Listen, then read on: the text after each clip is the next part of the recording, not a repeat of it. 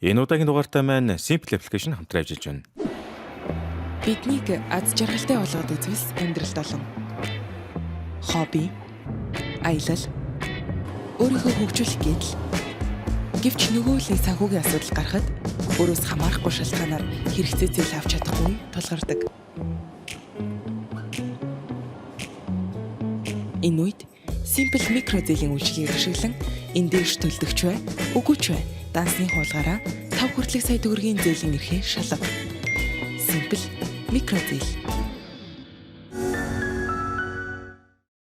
Тэр ирээдүйд хүндрэлтэн ховсон өөрчлөгцөөр усан тэнэг болчвол яах вэ? Одоогийн энэхүү нөхцөл байдал бол нэх боломжгүй мэт санагдахгүй гоц тээ. Гэсэн ч сүүлийн үед сошиал ертөнц техник технологи хөгжихийн ирээр энэ нэгч худлаа зүйл биш болчиход байгаа талаар та хэд мэдсэн үү? За ингээд өндөр таадтай 2006 онд гарсан Idiocracy буюу Монгол руу утгачиж орчуулбал Мунхаглалын засаглал гэх шинжлэх ухааны уран зөгнөлт нийтмийн киног ярьж өгөхөөр бэлтгэлээ. Энэхүү киног ерөнхийдөө бараг ирээдүг зөгнсөн байх боломжтой гэж үздэг бөгөөд олон нийтийн боловсрол соён гэрлийн эсрэг гаргадаг байр суурь болоод дэлхийг баргал захирдаг мега корпорациуд болон хит их хүний өсөлт улс төрийн чадамжгүй байдал зэргийг тун өгөөтэй хөгжлөгөөр хөндсөн байдаг. Бүр заримдаа хүмүүс энэ киног нийтмийн биш баримтат кинотой төстэй ч гэж үздэг тохиолдлууд байдаг гин шүү базарвана гэж. Хэдийгээр энэхүү кинонд чанар хийцийн хувьд үзэг шүүмжлэгчдээс өндөр оноо авч чадаагүй ч агуулга мессежийн хүрээнд олонний таашаалд хүрцээ ажээ. Одоо ингээд бүгдээрээ кинороо орцгоё. Нэр таад минь бичлэг эхлэхээс өмнө лайк болон subscribe дарж манай сувгийн дараагийн бичлэгүүдийг дэмжихээ бүү мартаарай.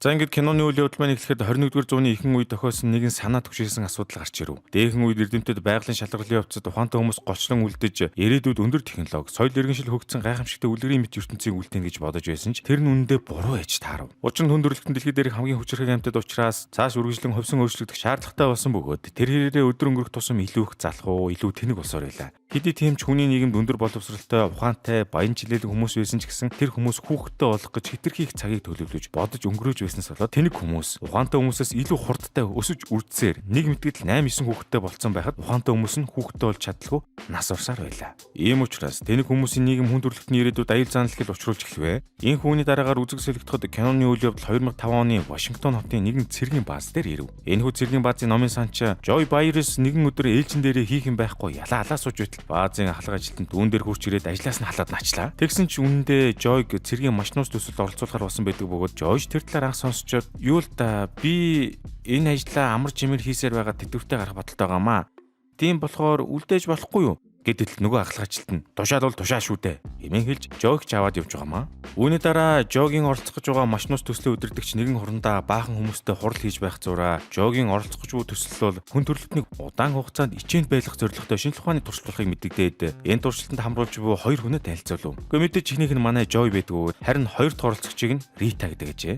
Жог сонгосон шалтгаан болохоор манай хүн чинь амьдралдаа ямар ч онцгой юм хийгээгүй зүгээр л байдаг нэг дундаж гэр бүлгүй алга боллоо гэхэд хэн ч асууж масахгүй энэ гэснээр үргэлжлүүлээд Ритаг болохоор эмэгтэй цэрэг байхгүй тул сонгож авсан энэ тэглээ. Яг үүндээ энэ Рита гэдэг хүн чинь биеийн хүнлэгч байдаг бөгөөд Жогийн оролцож байгаа төслийн ахлагч хурандаа нь Ритагийн зуучлагч нөхөрт нь мөнгө төгрөг өгöd оролцуулахар болж оронд нь Ритагийн гэмт хэргийн түүхийг арилгаж өгөр болсон гинүүдээ нэг тийм заваарсан юм ярьж өглөө. Бүтггүй нэрээ. За энэ хүн маргааш өдөр нь болоход Жой Рита хоёр ч хичээнд ордог капсул дотор орох гээд байж байдаг ба тэр үед Жой ч одоо Ритатай танилцаад юу гэдэг талаар нь асууж хараад Рита ч өөрийнхөө жинхэнэ ажлыг хэллэгөө худлаа зураач хийдэг мэддэг гээд байгаамаа айхтар гэж. Тэгсээр удалгүй манай хоёрыг капсулд оруулж унтуулахад эхний ээлжинд 1 жилийн хугацаатаагаар ичээнд унтуулахаар төлөвлөж байсан ч явандаа энэ төслийн удирдагч хурандаа чинь Ритагийн нөгөө зуучлагчтай нийлээд баахан хар тамхи энэ төр хэрэгэлсэн тогтоогдоод баривчлагчлаа. Ингээд үүнээс болж Joy Rita хоёрыг ичээнд оруулсан талаар ч хүмүүс мартаж орхиод байрлаж байсан лаборатори энтрийг нь нураач хайж маяад манай хоёрыг бүр алж авах нь л дээ. Ийхүү Joy Rita хоёр ч ичээнд байх зуур дэлхийн ертөнц асар хурцтайгаар уруудаж хүмүүс улмал тэнэг болсоор байдаг бөгөөд эрдэмтэд ч гэсэн энэ бүхнийг генийн инженерчил засна гэж найдаж байсан боловч хамаг л ухаантай хүмүүс нь мөнгө төгрөгөө бүгдийг нь үс салзралтыг эмчлэхэд зориулсаар байгаа тудлаа болсон ч гэнэ нэг айхтар юм ярьж гарлаа да базарвана гэж. Ингэсээр киноны үйл явдал маань 2500 5 онд ирлээ. Joy Rita хоёрыг ичээнд орсноос хойш 500 жилийн дараа хүн төрөлхтөн чинь тэр чигээр усан тэнгүүд болсон байдаг бөгөөд хог новшийн дунд бүр арайчдыг гэмээр амьдарч байдаг наасан. Тиймхүү нэгэн өдөр ирээдүйн хүмүүсийн хогон овоолгын даац хэтрээд эцэстээ нуран унахад тэн дунд байсан Жогийн хичээний капсулд нь гинт гарч ирэнгүүтээ доошо гулсаар нэгэн орон сууцны хаалгыг хаглаад ороод ирлээ те. Тэгсэн тэр дотор нь сууж байсан Фрито гэд нөхөр гинт ардаас нэм хум гулсаад ороод ирснийг нь бүр тоогчгүй сууж идэг наасан. Ингээд үүний дараа Жойч нөгөө капсулаасаа босч ирээд юу болоод байгааг нэг сайн ойлгоогүй тул хинт чирэггүй үнэн тэнийг юм үзээ сууж байсан Фритогоос хаана байгаа талаараа юу болоод байгаа талаар асууж хахад Фрито гэд дурагч нь Жойг зург үзэхтэн саадлуулаа гэснээр цонхоор гараа шидчихвэл яах вэ? Бүгддэггүй нэрээ. Ингээд үүний дараа Жойч гудамж уламжаар явж байхдаа хүмүүс нь нэг л балай жинзээ сланг гэнтэр шиг янз бүрийн юм хэллэг хольж яриад мариад бүр яриа хүртэл бүр үнэн давп болцсон байдаг насаа. Дээрээс нь 2500-д баг өндөр байшин үлдээгөө бөгөөд хүмүүс баг нуранган дунд тог новчтойгоо амьдраад иддэг хоол, уудаг ус нь хүртэл янз бүрийн түргэн хоол, газтай унтаа энержи дринк гэнтэр болцсон байвал яах вэ? Йоо, бид нэрээ явандаа ийм болж магадгүй шүү. Амар юм аа. Ийхүү жоо юм юмсаар эмнэлэгт очиод эмнэлэгт үзүүлэх гэтэл тэр эмнэлэг нь амар сонь нэртэй дотор нь яваад ортол зүгээр л түргэн хоолны газар шиг цэсмэс бас суглаа муглаатай байл яах вэ? Ингээд жойч эмнэлэг дотор явсаар ресепшн дээр очиод миний энэ өвдөд байна гэд хэлтэл ресепшн жог бүр ойлгож байгаа ч юм байхгүй. Шинж төвдөг хэлэнгүүд нь баахан өвчний зурагтай товчлуур дээр дарах гэдэг насан. Гэсэн ч нөгөө ресепшнд жогийн яриа хэлэхэд дэндүү ахацсан байсан болохоор мэдэхгүй байна гэдэг товчлуурыг дараад цааш нь явуулдаг ба тэр үеэрээ жойч одоо нэг юм хүм олж ууя гэтэл ирээдүйд хүмүүс чинь унтны усыг ямар ч хэрэггүй хог гэж үзээд оронд нь өдөр болгон энержи дринк уудаг болсон байл яах вэ? Яан да яан. Тэгээ ямар сайндаа жойч эмнэлэг дотор байгаа хүнээс уучлаарай би хаанаас ус ууж болох вэ гэдээ асуусал цаадгаар нь усаа ус чинь жорлонд байдаг үстэй гэж мэгэд яа гэдэг юм те. Тэнх үүний дараа жойч онш тавьдаг машин дээр үзүүлэхээр баахан ойчрслоор эцэст нэгэн ээлж нэрэхэд тэр машиныг ажилуулдаг гарын жойгийн ам руу чихрүүн бас бүкс рүү гурван залгуур юм хэлхэн завдалгүй хийгээд хайж байгаа. Хайрах юм гэж. Гэхдээ тэгтээ ч бас цаадгаар нь фейлдэд жойгийн ам руу бүкс рүү хийдэг залгуурыг хийцэн ч байх шиг буурхан сайхүүс минь гэж юу. Ингэж тамлуулсныхаа дараа жойч одоо хамаг дотор нь муухараад яг бүүлчих гээд байхаар нь ганц шингэн болох энержи дринкээр амаа зайлчаад ашгүй эмчтэр яван орох ээлж нь боллоо. Тэнхүү жойч эмчийн өрөөнд орж ирээ сууж байхдаа хамаг сонь сэтгүүл дээр нь 2505 он гэд бичсэн байхыг нь олж харчаад хэвлийн алдаан байлгүй гэж бодож исэн ч удалгүй эмч нь орж ирээд жогийн хэлээд байгаа юмыг өрөөс ойлгохгүйж эцэстээ жой дээр мэн оюуны хомсдолтой гэдэг онш тавингуудаа 5 тэрбум доллар нэгж гарлаа. Тэгтэн жойч эмнэлгийн төлбөр дээр ахаад 2505 он гэж бичсэн байхыг хараад гинт паникнд орж цонхон дээр очиод гаднах ертөнцийг ажиглахдаа нэрэл бүр шал өөр ертөнц байгааг анзаараад эцэст нэг юм ирээдүйд ирснээ ойлгоод орилж чарлаад буу юм боллоо. Тэгсэн тэр үед нөгөө эмч чинь жойд иргэний шивээс байхгүй байгааг харангуудаа эмч жойр чинь нэг нэгэн рүүгээ орилж чарлаад жинхэнэ тэнхтэж өгч байгаа маа. За үүний дараа нөгөө эмч чинь тохиолдол асаагаад бөөн харуул хамгаалт дуутахад жойч арай сэрэг толгойтой болохоор гэс цутаадаг бөгөөд утгаараа сүнсэн дэлхийн ертөнц дээрээ юу хийхээ мэдгүй баахан энүүгээр тэнүүгээр хэсэж гарлаа. Тэгж явсаар жойч эцэст нэг юм кино театр байхаар нь ороо сутал хүмүүс зүгээр л 90 минутын турш унгаж байгаа нүцгэн бүкс хараад энийгээ суугаад идэг наасан. Дээр нь энэ кинон 8 Оскарын шагнал авсан гинтээ бурхан тэнгэр байна. Тэнхүү шүн болоход жойч одоо нэг эмэгтэй шарсан төмсний машинаас төмс авах гэж байгаад гацаагаад авч чадахгүй яваад өгөхөр нь явсан өн нөгөө шарсан төмсийг нь аваад долоо зоох гэж байтал жой дээр мэн 2 цагтаа хурч ирээд шивэсгүйгээд бариад авчваа. Тэр үед эдийгээр жой өөрийгөө цэргийн хүн гэдгээ нөгөө усан толгойнтуудаа хэлэх гэсэн боловч жойгийн өдрөн зүгээр халуун бэрч цацаад уг дуугаа аваад явчих юм да. Ингээд үүний дараагаас хэлэхэд жой маань шүүх хурал дээр ирсэн байдаг бөгөөд шүүхийн танхимд байсан хүмүүс жой руу баахан хог мөгшөдөө далж өгж байна. Дээрээс нь энэ шүүхэнд баахан реклам энтертэй ерөн шүүх гэхэд хэцүүхэн газар байдаг бөгөөд жойд нэг өмгөөлөгч томилж өгтөл тэр нь нөгөө киноны ихэнд гарсан Фрито гэдэг нөхөр ивэл яах вэ? Ямар лайгаараа энэ нөхөр хөрөдөг тийм дээ.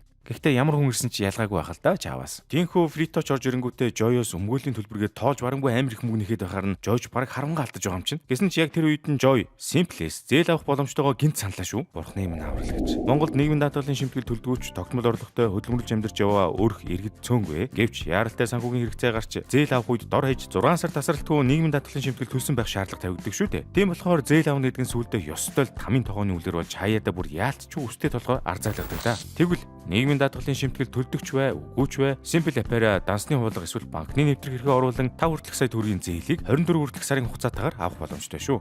Ингэж Жойч алс холын ирээдүйд очиод ямар ч төвөггүй аргаар зээл авна. Фритогийн хөлсийг төлснөөр шүүх хуралдаа үргэлжлүүлэн оролцов.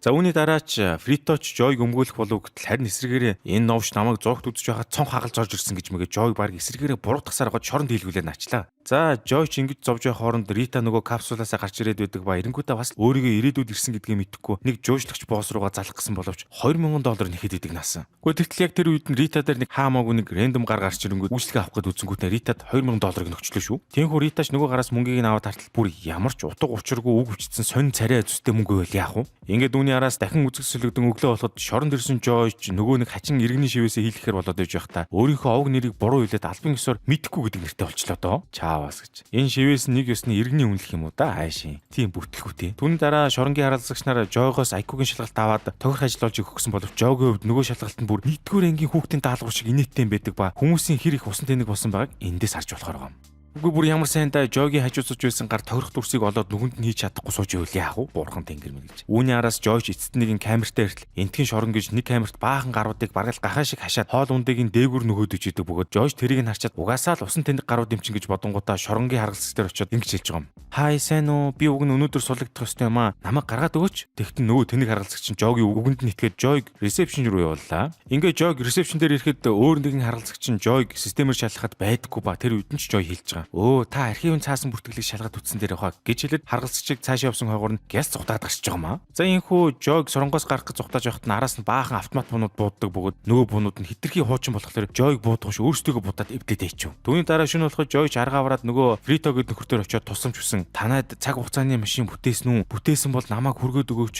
гуй гэхэд Фриточ байгаа л да. Гэхдээ чам туслахгүй. Май заа энэ гээд муухан үнд орлоо. Тэгтэн Жойч дахин толгоогоо ашиглаж Фритог хэрвээ цаг хугацааны машин руу аваачаад өгвөл өнгөрсөн үед хадгаламж нээж өгöd одоо үед нь 80 тэрбум доллартай болгоод өгье хэмээн амлахад Фриточ тгий гээд Жог дагуулж хорлоо. Тэгтэл яг тэр үед нь Фритогийн баахан цагдаа нар ирээд нүд шиглэхээр Фриточ Жогийн хувцсыг нь солиулаад дагуулад гараад явлаа шүү. Энэ хүмүүний дараа Жой Фрито хоёр ч Фритогийн машин цугаад явж байхдаа Ритаг олдог ба Ритаг машиндаа хүчээр сулган авч явхдаа Жойч бүхнийг тайлбарлаж өгöd Ритач одоо бөөн уур болж байгаа маа. Гэхдээ одоо хүртэл энийг ойлгохгүй яваад байна гэхээр Ритач бас нэг жоохон ухаантай бол биш байгаа үсттэй.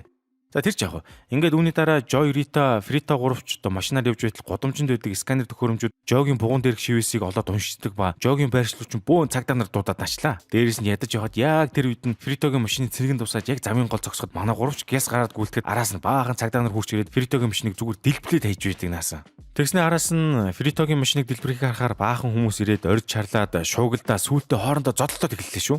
Золиг гэж. Үүний дараа Фрито, Жой, Рита нарыг давуулан Костко дээр иртлээ. Ирээдүйд Костко ч бүх зүйлийг зардаг асар том хот болсон байвал яах вэ? Бас дээр нь Фрито эндээс хуульчин мэргэжлээ худалдаж авсан юм байхаа. Ийхүү Фритогийн хэлснээр Косткогийн цахилгаан барааны хэсэгт цаг хугацааны машин байгаа бөгөөд хот чиг асар том болохоор цахилгаан барааны хэсэг рүү явхад автобусанд суух шаардлагатай гин шүү.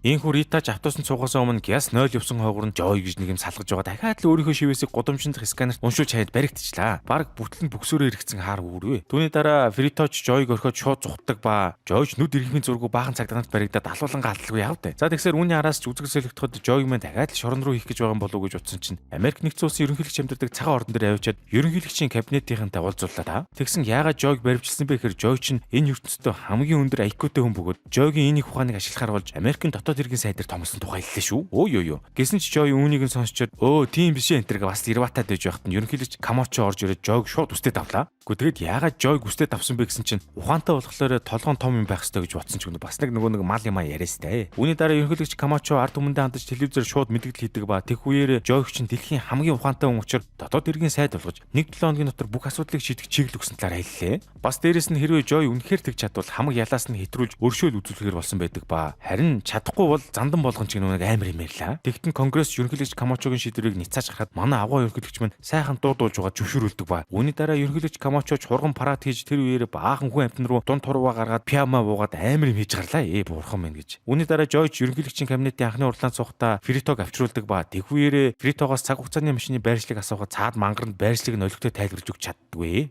Тийм болохоор Жойч хүмүүсийн анхаарал сарнсан хойгоор аятайхан Фритотой зүхтаах болж өөрсдийг нь тарийн талбар руу авчих үсгтээ хамгаалагчтай Ритаг олж ирж тушаалаа. Тэгсэн ерөнхийлөгчийн кабинетийн гарууд Ритаг Жогийн эхнэр мөхнөр гэж бодоод бас тэнэгтэйстэй. Ингээд Жойч ерөнхийлөгчийн кабинетийнхэнтэй хамт тариалан дээр очсны дараагаар Фритогоос нууцаар цаг хугацааны машины байршин зургийг зурулж авчаад байж хамгаалагчт нь Жогийн тушаалын дагуу Ритаг ч аваад ирлээ. Ингээд Жойч Ритаг аваад бөөн баяр болоод Фритогийн зурсан зургийг хүн амтнаас хэмээрхэн нээгээд үстэл ямар ч хэрэггүй зураг байдаг тул буцаад нөгөө ерөнхийлөгчийн кабинетийн хідэн бүтггүй гарууд дээр хурч ирлээ. Тэгтэл яг тэр үед нь Жой нэгэн үйлдэлийг олж харлаа. Тэр нь юу гэхээр өнөө энэ тэнгуү чинь тариан талбайг усаар биш энержи дринкээр усааж байгааг харчаад бөөн шок боллоо. Гэхдээ тэгсэн байж бас тариан нөгөө урахгүй энэ төргээ гоншигноод байгаа шүү. За яагаад хүмүүс усны оронд энержи дринкийг ашигладаг болсон бэ гэсэн чинь одоогоос 170 орчим жилийн өмнө энержи дринкийг үйлдвэрлэдэг компани чинь цэвэр усыг өөрсдийнхөө өрсөлдөгч гэж үзэнгүүтээ унтны усыг устгаж оронд нь бүхий л зүйл өөрсдийнхөө энержи дринкийг шахсан байвал яах вэ? Тийм болохоор ирээдүйд хүмүүс үнэгээ услахдаа нялх хүүхдээ хөглөхтэй хүртэл энержи дринкийг ашигладаг болжээ. За үүний дараа Жойч ерөнхийлөгч Камочогийн сайд нарт үр тариаг усаар устгах хэрэгтэй гэж хэлэх цаадуул нь бүр юу ч ойлгодог ба эцэст нь Жойч бүр аргаа аваад би ургамалтай ярилцж чаддаг учраас тэдний юу өсөж байгааг мэдэж байна. Тэд ус уумаар байна гэж хэлэн нөгөө хэдэн тэнд гаруудаа ятгаж байгаамаа. Бурхан минь гэж. Ингээд шүн дунд болоход Жой Рита хоёрыг хамтд нэг өрөөнд оруулдаг ба Ритач Жойг хамт цуг унтыг хитэн Жой муу шаарчин төмсрөөд саналаас нь татгалзаж энтер. Тэгсээр хэд хоног өнгөрөөд үжитэл цагаан ордон руу баахан хүмүүс хурж ирснээр чулуу мулуу шидэд бүр дайраад ороод ирлээ шүү. Тэгсэн яасан бэ гэсэн чинь энэ нөхдөө чинь нөгөө нэг гайтай энержи дринкийн компанид ажилладаг байсан бөгөөд Жойгоос болоод ажилгүй болж компанийн хувьцаа тэг болтлоо унсан тул Жойг барьж аваад дүүжлэх юм боллоо. Тэнхүү удалгүй ерөнхийлөгчийн кабинет яаралтай уралдахад нөгөө энержи дринк компани захирлын бүх давхурыг Joy дээр тогож хайснаа Joy дахин шүүх дуудаад энэ удаа бүр гав дөнгөтэйгээр хорж мөрлөө шүү баазар байна гэж. За үүний дараа Joy-гийн 2 дахь шүүх хурлыг эхлэхэд Joy буруутай тооцсон нэг шөнийн турш сэргээн засах төвд эмчлүүлэх ял онолоо. Гэтэл сэргээн засах төв гэдэг нь яг үнэндээ мангар том мангас машинуудыг хооронд нь алдцдаг цэнгэлт хүрээлэн байж таардаг ба тэндээсээ зугтаж гарч чадахгүй бол алуулдаг газар ажээ. Одоо Joy ч хойтхон өмшөж таархан л дээ. Ийхүү Рита ч Joy нөгөө сэргээн засах төв рүү явахаас өмнө ирээд дуустал Joy ч Ритад хэлж байгаа. Чи цаг хугацааны машиныг болоод өнгөрсөн рүү явах хэрэгтэй. Тэгэд очингуудаа хүмүүст сургуулаа битгий хай гэж хэлээрээ хэмээн баг сүүлчийн үгээ хэлээд байгаа юм уу хайшин. Ингээд киноны төгсгөлөөс эхлэхэд Joy ч эцэст нь нөгөө нэг айхтар тэмцээндээ яван ороход баахан хүмүүс Joy-г үзэхэр ирсэн байдаг ба ерөнхийлөгч Камачоч хүртэл ирсэн байх шиг. Йоо. Ийхүү тэмцээн эхлэхэд нөхдөөд Joy бүр үнэн ямби мангар удаан машин суулгаснаа аврах том 2 мангас машинтай тулдууж эхэлдэг ба Joy тэр дундаас амьд гарах гэж үүсэж гарлаа. Тэр хооронд энэ бүхнийг цагаан ордноос телевизээр үзэж байсан Ритач гинт гадагшаа хартал Joy-гийн нөгөө уссан тарианууд нь ургацсан байдаг ба Ритач тэрийг нь харангуйтаа Фритог дагуулсан Joy-гийн байгаа газар руу хүмүүс юу болсноо үзүүлэх гэж яарлаа. Энэ үед Joy 2 мангас машинтай алцаад үжэтэл 3 дахь нь гараад ирдэг ба яг гарч ирэхдээ баахан юм нураагаад алж өгч байна. Тэр үеэр Ритач Joy дээр яг амжиж ирээд ерөнхийлөгч Камачотой уулзах гэсэн чи цаатах нь Ритаг тоосонгүй. Энэ үед нөгөө аврах том 2 машин чинь Joy яг зэрэг дайрч эхлэх үед нь Joy ч гიშгэж өгөөд явж байтал нөгөө Joy-г дөнгөлцсөн байсан аврах том чулуу чинь машинаас унахад Joy ч машинаасаа цуг шидэгдэж нөгөө 2 аврах том машин чинь харин Joy-г мөрөх гэж байгаад өөрсдийнхөө мөргөд бөөн дэлбэрэлт боллоо айхтар гэж. Ингээд үүнийг харсны дараагаар үзэгчид хэсэг чимээгүй болсон байж байтал нөгөө 3 дахь машин жолооч чинь нуранган дундаас гарч ирснээр гал шүршигч гаргаж ирээд Joy-г маань галдан шатах юм боллоо шүү. За энэ зур Ритач бүр аргаа аваад Фритог дагуулж шууд амжилтын өрөөрөө орсноо тэнд сууж исэн зурглаачд нь хахуул өгөөд тариан талбай дээр ургасан сарнаг үзүүлэхэр боллоо. Гэсэн ч Фрито нөгөө зурглаачтайгаа хамт тариан талбай руу очингуудаа нөгөө ургасан тариагаа харуулах биш хажууд нь байсан Touch Club руу яваад орчдөг наасан. Энэ хооронд Joy ч амдаараа хорог болохын тулд нөгөө амар гал шүршигтэй гараас чинь зугатаагаад явж идэг бүгд алуулахад тун ойрхон байлаа шүү. Тэгтэл яг тэр үед Фрито нөгөө зурглаачтайгаа клабаас ашгүй гарч ирээд цэцгээ харуулах гэж байхдаа бас зүгээр байхгүй хоорондоо зодтолтож модолдоо тэгтэж өгч байгаад камера унгаагаад тайтал ашгүй нөгөө камер нь тарианы урд унаж эцэст нь Фриточ камерыг аваад Joy-ийн ургуулсан тариануудыг харууллаа та тэнгэр минь гэж. Гэсэн ч яг тэр үед нь цаад гал шүршигтэй гарна гарч ирээд Joy-г алах гэж ирэхэд ерөнхийлөгч Камачо бууж ирэн Joy-г аварч араас нь Joy тэр дор нь өршөөл үзүүлж ялгүй болголоо. Ингээд киноны төгсгөл Joy ерөнхийлөгч Камачогийн дэд ерөнхийлөгч болдог бөгөөд тэгсэн ч мануу хүн саналаас нь татгалцах гээд үзэж гарлаа. Түүний дараа Joy эцэст нь нөгөө цаг хугацааны машин дээр очиод гэртээ харахаар болж Ритатай уулзаад цуг хамт явахгүй мөхөт нь Ритач би энд үлдмээр байна. Надад ирээдүйд илүү сайхан байгаа юм шиг санагдаж байна гэж тэглээ шүү. Тэгсэн ч яг сүүлд нь ерөнхийлөгч Камачоч бус цайд нартайгаа нийлж Joy-г үлдээхийг ятгаж гардаг ба Joy-г байхгүй сүрнэ гэдгээ мэдээд байгаамаа бас нэг. Тэгтэн Joy чихэндээ нилээн гүрийж байсан ч сүүлдээ зөвшөөрөөд үлдэхэр болов. Тинхүү маргааш нь болоход Фрито Joy-г нөгөө цаг хугацааны машин дээрээ аваачаад тэр нь зүгэл паркинг тоглоом байж идэг бөгөөд худлаа мөнгийг нь авах гэж тэгсэн юм байна шүү дээ. Ийхүү киноны төгсгөл болоход Joy ч маш сайн дэд ерөнхийлөгч байж дараа нь бүр ерөнхийлөгч Камачогийн оронд дараагийн ерөнхийлөгч болсноор шинэ үе иргэн ирж Ритатай гэрлээд дэлхийн хамгийн ухаантай 3 хүүхэдтэй болсон байлаа. Харин Фрито болохоор Joy-гийн дэд ерөнхийлөгч болсон байдаг бөгөөд 8 өөр эхнэрээс 32 маш тэнэг хүүхэдтэй болсон ч байх шиг. Йоо. За ингээд энэ хүрээд манай кино маань өндөрлж байна. Хэрэг та хэд минь өнөөдрийн ирсэн кино маань таалагдсан бол лайк болон subscribe дарахаа бүү мартаарай. Дараагийн бичлэг тун утгагүй шүү.